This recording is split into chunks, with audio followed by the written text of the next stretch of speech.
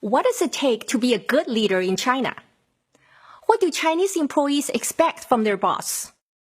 If you are managing people from China, it would be good to know that, right? Well, first, let's talk about what not to do when you work with Chinese. Jeff was recently transferred to the Beijing office as the head of R&D. On his first day, he walked in his new office and ready to get started. But he couldn't get his computer to work. An employee happened to walk past his office. He asked him to come in and help him with the computer.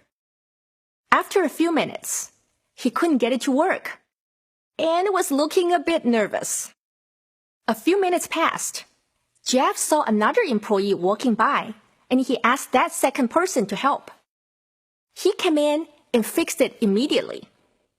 Feeling relieved, Jeff thanked both of them and got back to work. 3 months later, he found out that these two employees have not spoken to each other since the computer episode. What happened? What went wrong? Well, it turned out that the first person felt humiliated because he was not only embarrassed in front of his peer, but also looked bad with Jeff, his new American boss. He has lost face. So you may ask, what could Jeff have done to prevent this from happening? First of all, he should have called IT to send someone to help him, instead of waving down someone randomly.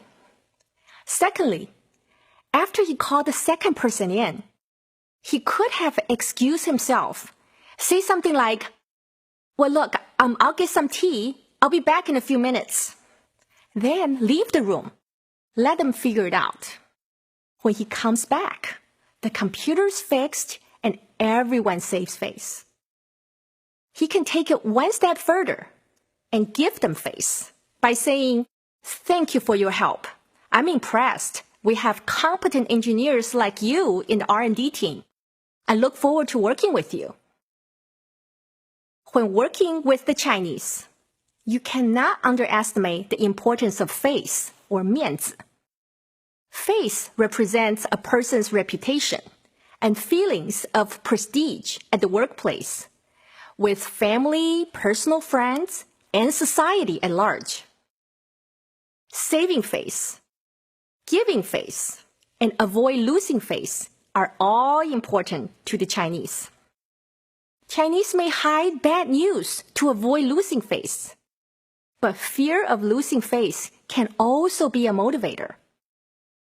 On the other hand, giving face can be a good way to strengthen relationships. Here are some examples to give face. Respect seniority and status.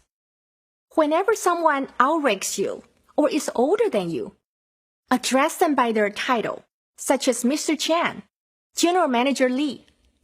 Never call them by their first name.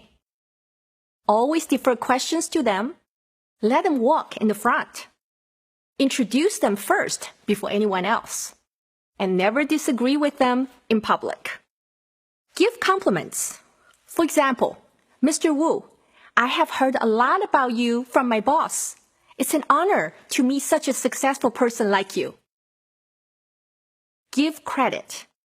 For example, our team has achieved the highest goal this year.